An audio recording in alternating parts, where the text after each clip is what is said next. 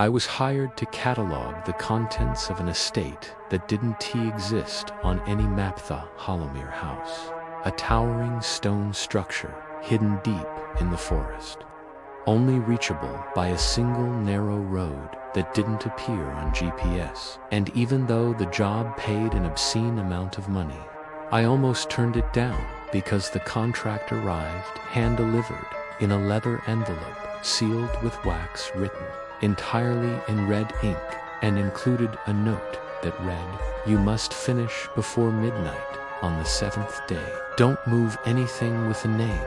I should have walked away, but I didn't. I signed. I drove through miles of black trees that bent unnaturally toward the car. And when I arrived, I felt something in my stomach tighten the way it does when you re-about to get very sick or very lost. The house was massive, decaying, yet perfectly symmetrical. Its windows were black mirrors, and the front door was already open, like it had been waiting. Inside, it smelled like wet paper and old teeth. The air felt heavier than it should have, like it was pressing against my bones. I found myself whispering without meaning to, because speaking at full volume felt disrespectful, as if the house was listening and didn't like loud voices. I set up camp in the front library, a room lined floor to ceiling with thousands of books all hand-bound, many in what looked like skin, and each labeled with names. Every book I opened was a journal, and each journal detailed a different person's life, some famous, some not, but they all ended the same way, with a final entry that simply read, "She's watching." By day 3, the rooms had started to move. The hallway to the east wing now led to the attic. Doors connected to stairwells that shouldn't exist. My map became useless. The clocks no longer told the same time, and the mirrors began to reflect other rooms I hadn't seen yet, or hadn't entered yet, or hadn't been built yet. The worst part was the humming, always low, always near, like a lullaby sung through gritted teeth. On day 4, I tried to leave. My car was gone. The forest had changed. The trees now surrounded the house completely. No road, no light, only roots. I found claw marks on my tent, and a small envelope pinned to the front door with my name on it. Inside was a single page, "Finish the list or take her place." I kept cataloging by candlelight now, since electricity had failed. Each object was older than it looked. Every chair had a name carved underneath it. Every painting had been altered, subtly eyes following me, shadows changing. The statue in the main hall had once pointed toward the garden. Now it pointed at me. I saw things at night, not sleep paralysis, not dreams things. A woman in a long veil standing in the corner of my room, unmoving, facing the wall. Children whispering behind the walls in voices older than any child should possess. My own voice repeating the word "remember" over and over while I slept.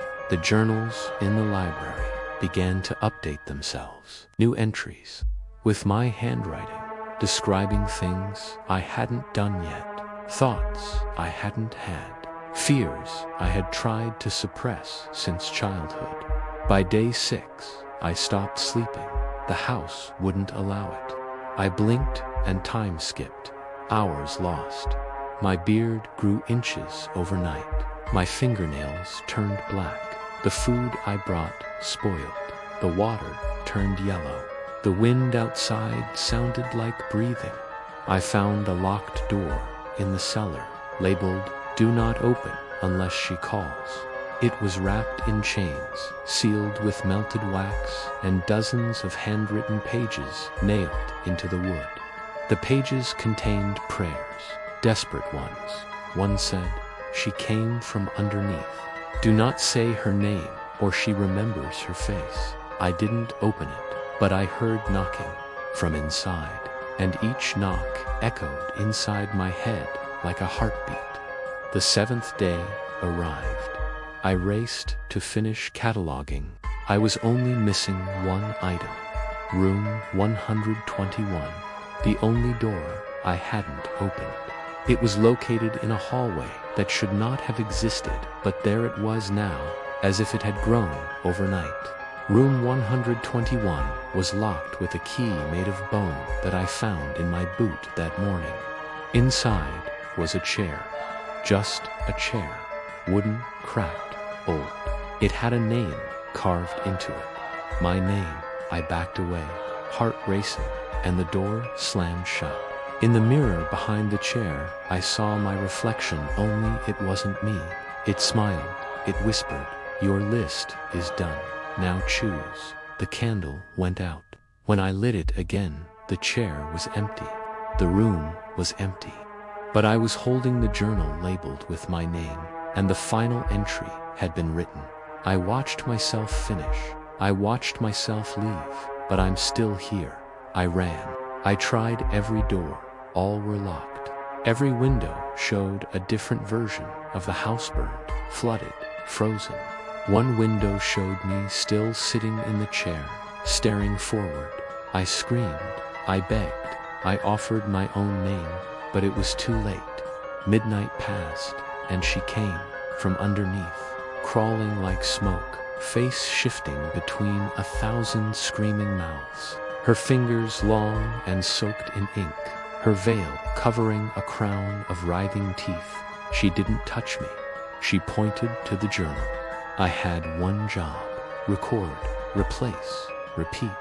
The next morning, a new archivist arrived to the house, holding a contract in red ink, the door already open, the candles already lit, and me smiling politely from the front room, welcoming them in, voice calm, hands steady, because the house doesn't let you leave. It just lets you change shape. If you're watching this, I am no longer the one telling the story. You are. And now the final item on your list is you.